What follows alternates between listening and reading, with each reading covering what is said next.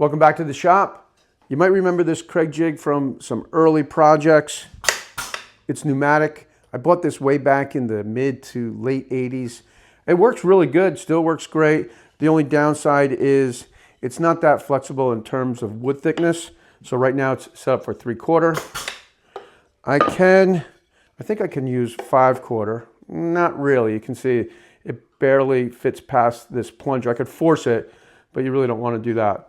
And the only way to adjust it is to move this plunger back by removing these 2 screws. So that's probably why they stopped making it.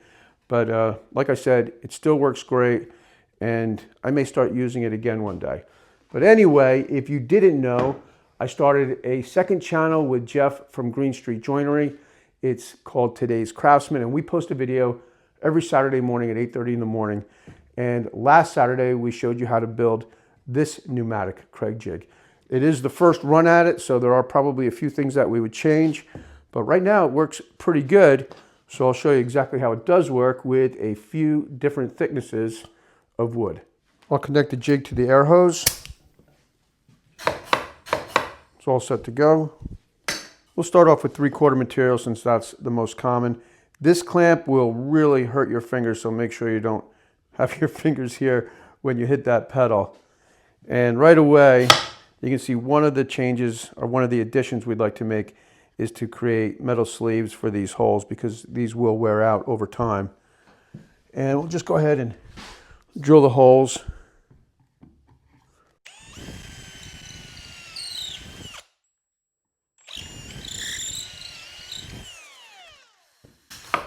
Dust collection would also be nice. And my son Walter now is a metal mechanic. Anyway, he has a metal mill. He mills metal. So maybe we'll actually make this piece out of metal with some type of a dust port over here that you can hook the vacuum up to.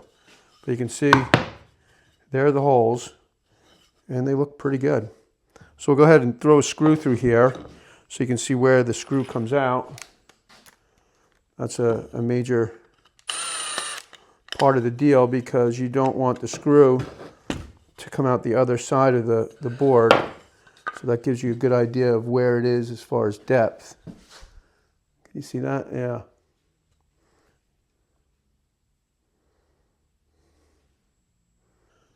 So we'll go ahead and join these boards together, and I'll use a little wood glue even though this is just a test, but that way you can see the squeeze out.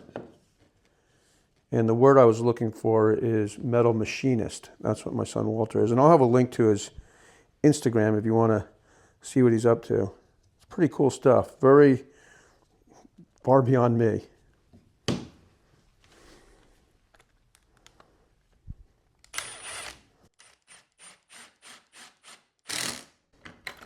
No squeeze out, but you probably saw that joint get nice and tight.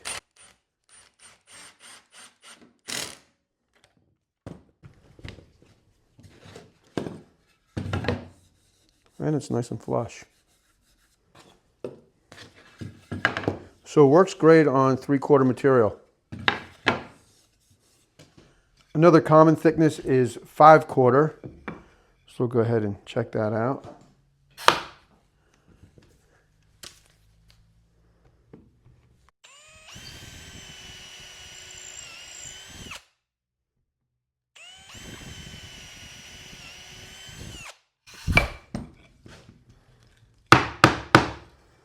All right, so that's a little different because it's definitely close to this edge.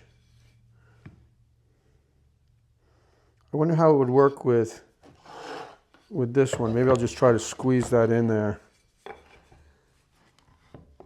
I probably don't even have to clamp it. I'll just go like that.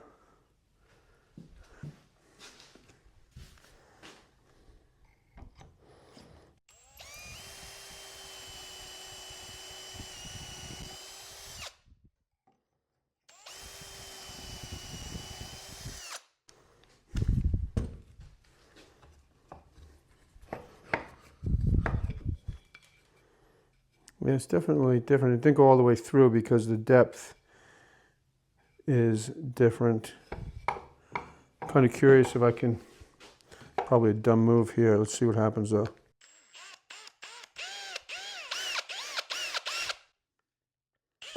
Damn.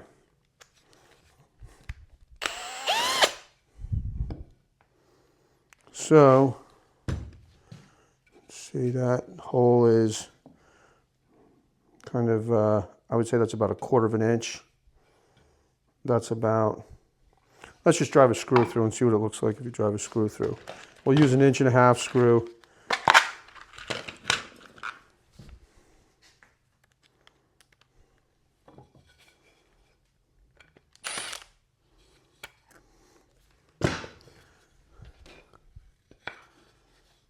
Well, you could still use that, but that's where, you know, it makes me want to kind of go back to the drawing board a little bit.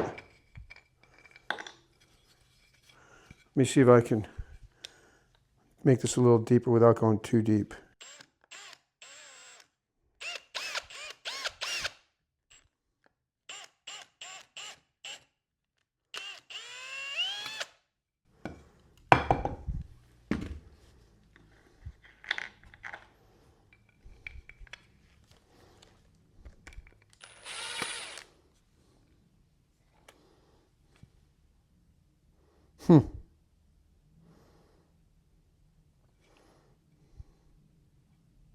I think it'd still work. Either way, it still works.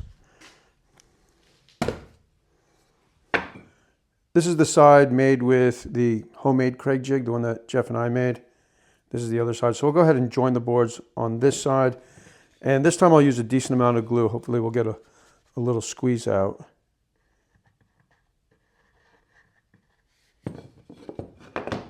And I'll use the 1.5 inch screws just because it's 5/4 material. And maybe just a little bit more of a test that way.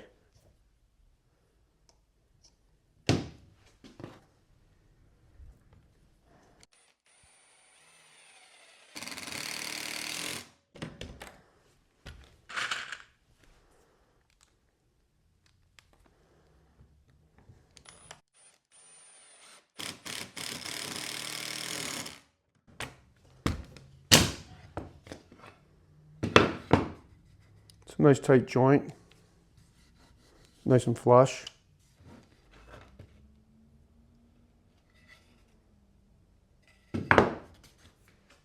Maybe a little less common, but I've used pocket holes in 2x4 material before, so we'll go ahead and check that out.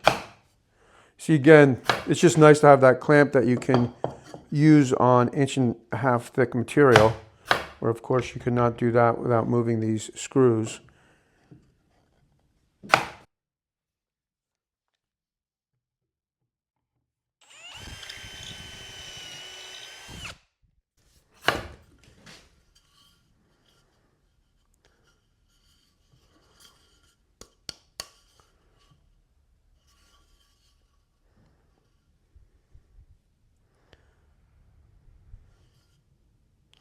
Kind of curious to check out the armor tool jig just to see what would happen on a 2x4 thickness, 1.5 inch thickness.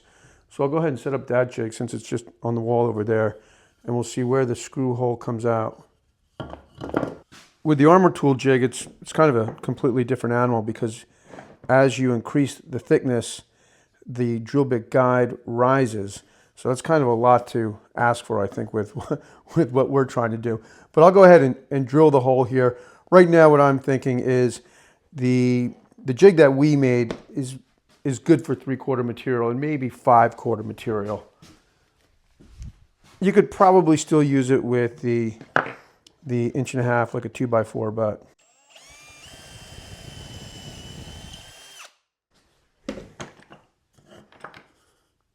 oh, see, that didn't seem to work at all. Oh, because I had the wrong drill bit in there. I changed the collar so I could drill a deeper hole.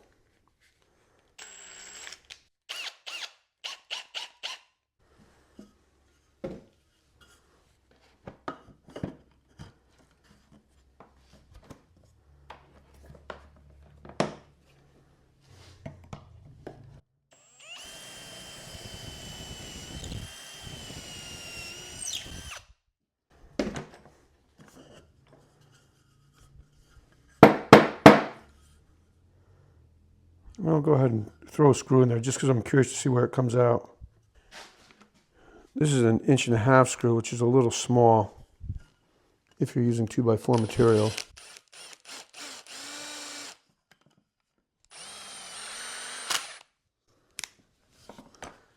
But that does come right out near the center.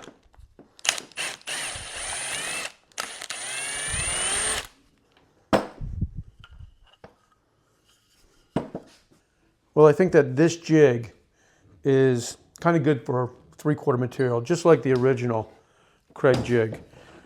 But if you're just using 3/4 inch material for the most part, this is a good way to go.